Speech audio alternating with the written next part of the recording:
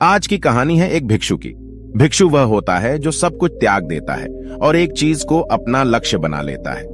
किसी व्यक्ति के भिक्षु बनने के पीछे एक बड़ी वजह होती है। कोई भी भिक्षु ऐसे ही नहीं बन जाता। उस व्यक्ति के भिक्षु बनने के पीछे भी एक बड़ी वजह थी। भिक्षु बनने से पहले उस व्यक्ति के मन ने उसे कई गलत काम करने पे मजबूर किया था। उसने कई पाप किए थे। वह व्यक्ति अपने मन के अनुसार चलने लगता है। उस व्यक्ति के मन ने उसे अपना गुलाम बना रखा था और वह अपने मन का दास था।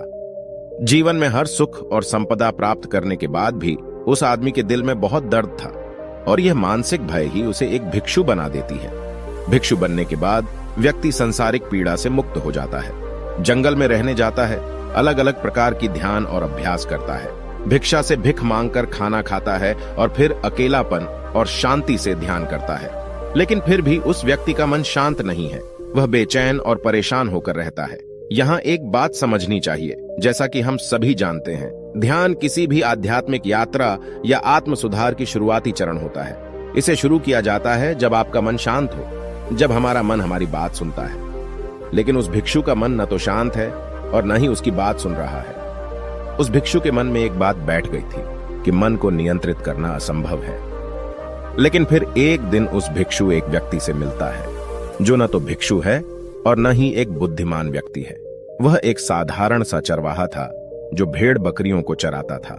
उसका नाम गोपाल था, जो जंगल में भेड़ बकरियों को चराने में लगा था।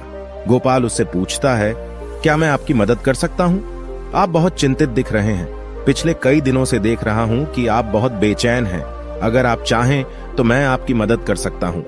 भिक्षु ने गोपाल की बात सुनते ही हंसते हुए कहा, भला तुम मेरी मदद कैसे कर सकते हो? तुम संसारी हो और तुम मोह माया और संसार से जुड़े हुए हो। मैंने सब कुछ छोड़ दिया और जंगल में आया, फिर भी मेरा मन मेरे वश में नहीं है। गोपाल कहता है कि हाँ, मैं तुम्हें सिखा सकता हूं। मुझे अपने मन को वश में करना आता है। वह चरवाहा कहता है, मन को वश में करने के लिए सभी वस्तुओं का त्याग करने की आवश्यकता नहीं है, ना ही जंगल में आकर रहने की जरूरत है।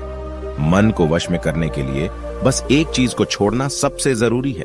वह भिक्षु उस चरवाहे से पूछता है, वह एक चीज क्या है? चरवाहा कहता है, वह एक चीज है गलत जानकारी। आज तक हमारे भीतर जो भी जानकारी गई है उसी ने हमारे मस्तिष्क और मन का निर्माण किया है। सन्यासी उस चरवाहे से पूछता है, परंतु वह कैसे?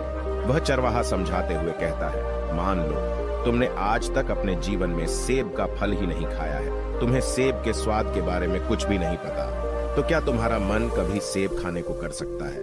नहीं ना। इसीलिए हमारे मन का निर्माण जानकारी से होता है। वह सन्यासी चरवाहे की बात से प्रभावित हो जाता है और कहता है, क्या तुम मुझे थोड़ा और विस्तार में बता सकते हो इसके बारे में? गोपाल भिक्षु को बताता है कि अगर तुम अपने मन को नियंत्रित करना चाहते हो तो मेरी बातें ध्यान से सुनो। तुम अपने मन को नियंत्रित कर सकते हो जब तुम अपने मन की जड़ों को देख पाओगे। मन का निर्माण जानकारी से होता है और हमारे शरीर में जानकारी के 5 प्रवेश द्वार होते हैं। पहला, आंख।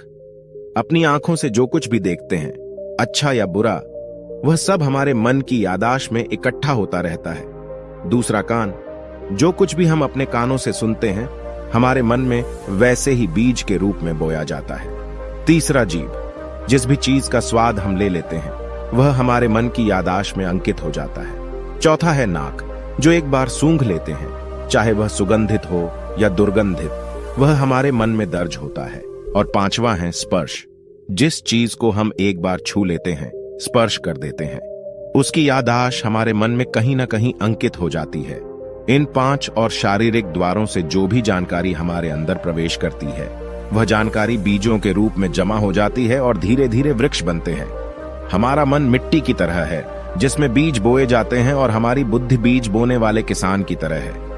अगर हमारी बुद्धि गलत जानकारी के बीजों को सही जानकारी के बीज समझकर बो देगी और भविष्य में जब वह बीज वृक्ष बनेगा तो भविष्य में वह पेड़ खराब फल देगा। हमारा मन एक उन्नति के काबिल किसी खेती की तरह है जिसमें हम जो भी बीज बोते हैं वह हमारे अंदर उग जाते हैं।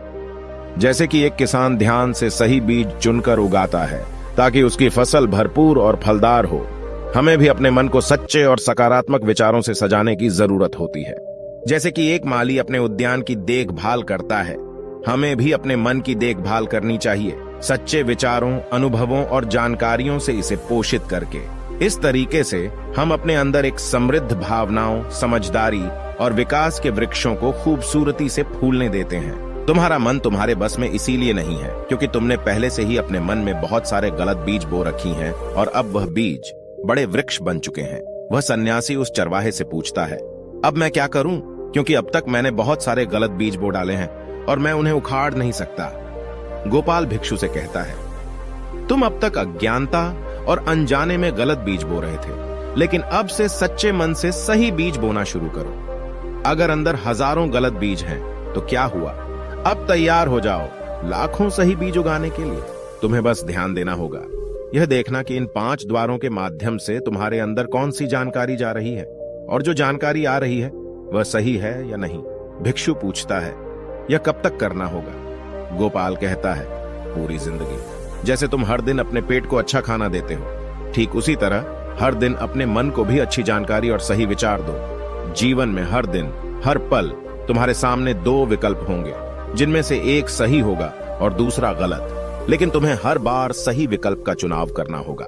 हमेशा याद रखना, सही चुनाव करने से तुम्हें अंदर दुख हो सकता है, तुम तकलीफ भी हो सकती है, लेकिन वह तकलीफ कुछ समय के लिए ही होगी। तो चाहे अंदर तुम्हारे कितना भी दर्द हो, तुम्हें हर बार सही विकल्प का चुनाव करना होगा।